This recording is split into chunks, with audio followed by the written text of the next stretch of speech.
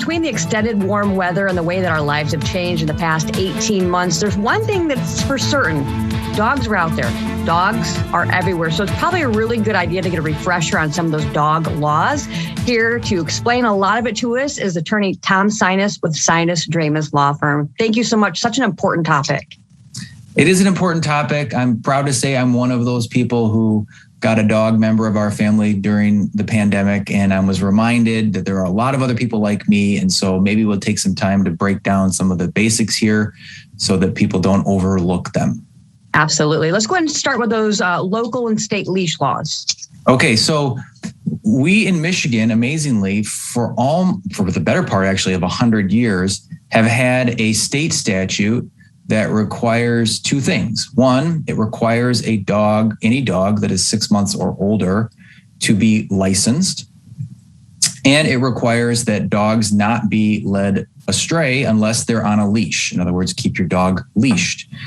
Of course, now this is state law. We have other local ordinance in municipalities or cities that may have more particular rules, like how long can the dog leash be, for example, or where it is that you license your dog. Like, for example, in Kent County, that you're going to go to the Kent County Animal Shelter to get your dog licensed. The dog license has to be displayed on the dog tag, but the basic concept is true for dog owners around the state. License and leash your dog. Okay. And as far as the liability when it comes to dog bites? Okay, so this is an unusual area of law in Michigan. We have in Michigan, when it comes to dog bites, a concept known as strict liability. So here we don't, and this has to do with, of course, what happens if someone is bitten by your dog. What is the liability for the owner? And in Michigan, it's very simple. I'll read you the sentence. It says, if a dog bites a person without provocation while the person is on public property or lawfully on private property, then the owner of the dog shall be liable for any damages suffered by the person bitten, regardless of the former viciousness of the dog or the owner's knowledge of such viciousness. So what does that mean? It means that if you're a dog owner and your dog bites someone, you, the dog owner, are liable for whatever harm the dog bite causes.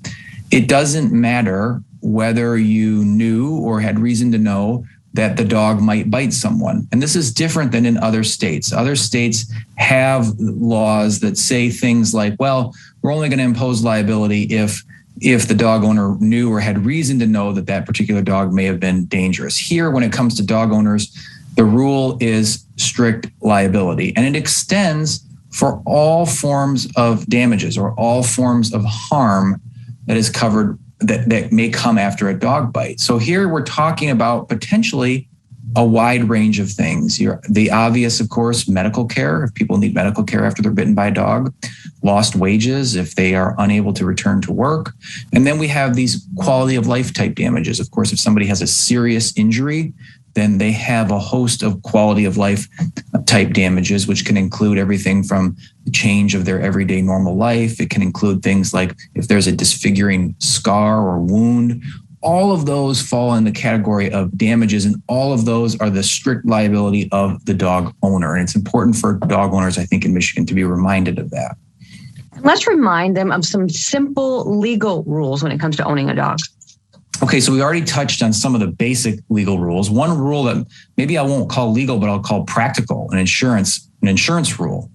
So when you get a dog, let your insurance agent know that you have one. Many of us have gotten dogs haphazardly, adopted them, however it may be, especially during the pandemic, and we end up with dogs in our house and our insurance folks don't know. Well, you want to make sure your homeowner's insurer knows that you have a dog. So if you adopt a dog, let your agent know. Then you want to make sure that you have coverage for a dog bite under your homeowner's policy or under your personal umbrella, if you have one of those, so that you as the dog owner have a sense of ease that you have some form of insurance that might protect you as the dog owner if your dog were to bite someone else. Because you don't want to have happen is for something horrible to happen, like a dog bite, and then come to find out that you as the owner have civil liability, but you don't have coverage. So I think about it like, put it on the list. You got to get your dog registered, right? You got to get a leash for your dog. You got to get him food. You got to get a kennel. You got to get all those things that you need.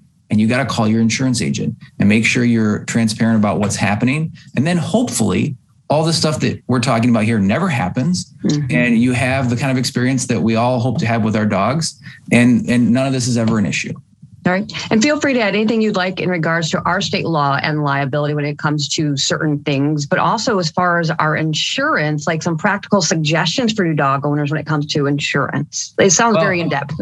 Yeah. I mean, I think I would just reiterate what I just said. Make sure you contact your agent. Make sure that they know that you have a dog. Make sure you're covered.